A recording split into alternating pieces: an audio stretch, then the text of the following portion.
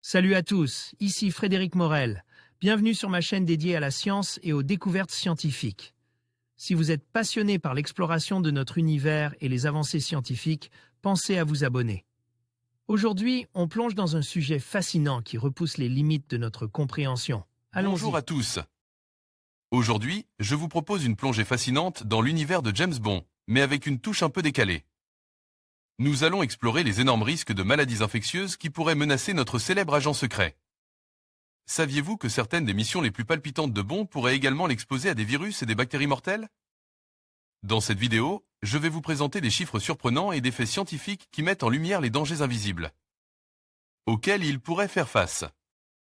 Restez avec moi pour découvrir comment la science et le monde de l'espionnage se croisent de manière inattendue. Parasites, piqûres de moustiques, diarrhée, maladies sexuellement transmissibles. James Bond est particulièrement exposé aux maladies infectieuses lors de ses différents voyages. 3 scientifiques ont analysé avec humour le comportement terriblement négligent de l'agent 007 quant au risque pour sa santé. Durant ses différents périples, James Bond manque d'être empoisonné, de se faire trancher la carotide, d'être balance dans le vide. Sans parachute, de brûler vif dans un hôtel en feu, de se noyer dans une gaine d'aération, de se faire découper à la hache. Ou se faire pulvériser par une bombe dans un train en folie. Sans compter les accidents de voiture et le nombre de balles desquelles il réchappe. Mais ce sont d'autres risques, moins visibles, qui ont intéressé 3 scientifiques des universités de Nimeg et de Londres, les maladies infectieuses. Une bien piètre hygiène des mains.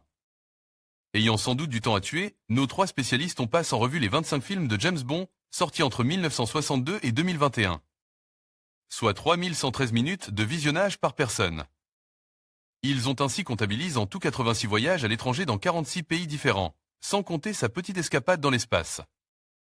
De Moore à cœur, et constate que l'agent 007 était particulièrement exposé aux maladies infectieuses. Il est par exemple frappant de constater que Bond se lave les mains à seulement 2 reprises, malgré de nombreuses expositions à des agents pathogènes d'origine alimentaire, remarquent ainsi les auteurs. James Bond mange régulièrement des fruits non laves, des huîtres crues, et se retrouve exposé à plusieurs reprises avec le chat persan. De Ernst Stavro Blofeld, le chef du spectre 007 Spectre, négligeant les risques de toxoplasmose. N'importe qui ayant fréquenté les régions tropicales avec un niveau d'hygiène aussi déplorable aurait été atteint de diarrhée, estiment les auteurs. Dans plusieurs épisodes, James Bond se trouve en contact avec le chat persan de Blofeld, susceptible d'être porteur de toxoplasmose. Allen Watkin, fliqueur de multiples rapports sexuels non protégés. Mais l'un des facteurs de risque les plus évidents de Bond pour l'exposition aux maladies infectieuses est son taux d'aventure sexuelle, notent les auteurs dans leur étude parue dans le journal Travel Medicine and Infectious Disease. Nous avons compte un total de 59 rapports, soit 2,4 par film en moyenne. Et bien entendu, notre agent ne prend aucune mesure de protection adéquate. James Bond appartient clairement aux 20 à 34% de voyageurs internationaux qui ont des relations sexuelles occasionnelles et dont environ la moitié n'utilise pas de préservatif, raillent les auteurs.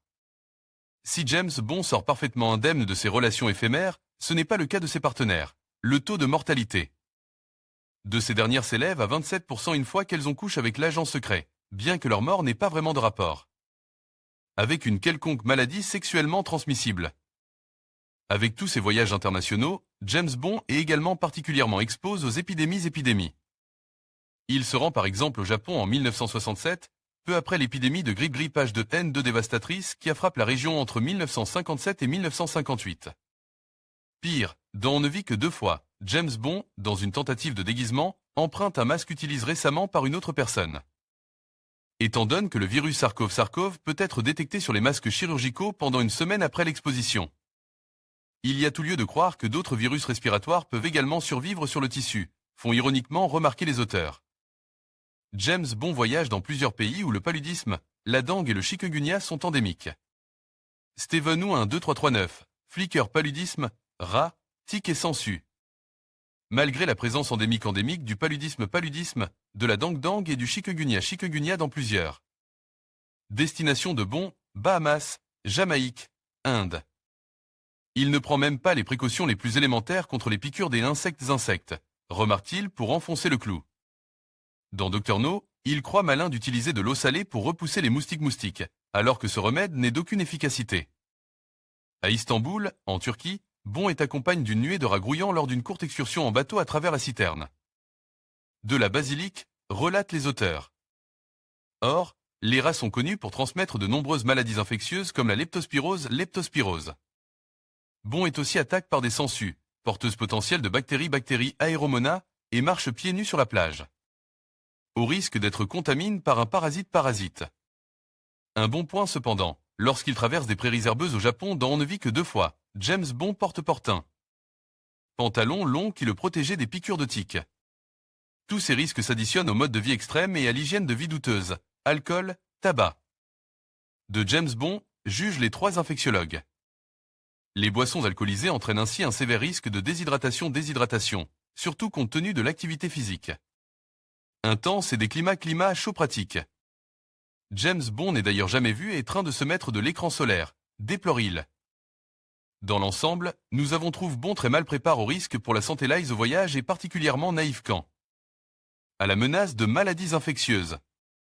Notre recherche n'a bénéficié d'aucun financement spécifique, compte tenu de la futilité du projet et de sa faible valeur académique. Précisent les auteurs très lucidement. Leur objectif est sans doute de se voir attribuer le prix IG Nobel l'an prochain. En conclusion, même si James Bond est souvent présent comme un héros invincible, il n'est pas à l'abri des menaces invisibles que représentent les maladies infectieuses. Les chiffres alarmants sur la propagation des virus et des bactéries dans le monde soulignent l'importance de la vigilance et de la prévention. Alors que notre agent secret préfère affronte des ennemis redoutables, il est essentiel de se rappeler que la santé publique est un enjeu crucial qui nous concerne tous. Restons informes et préparés face à ces défis, car la science, même décalée, nous rappelle que la réalité peut parfois être plus dangereuse que la fiction.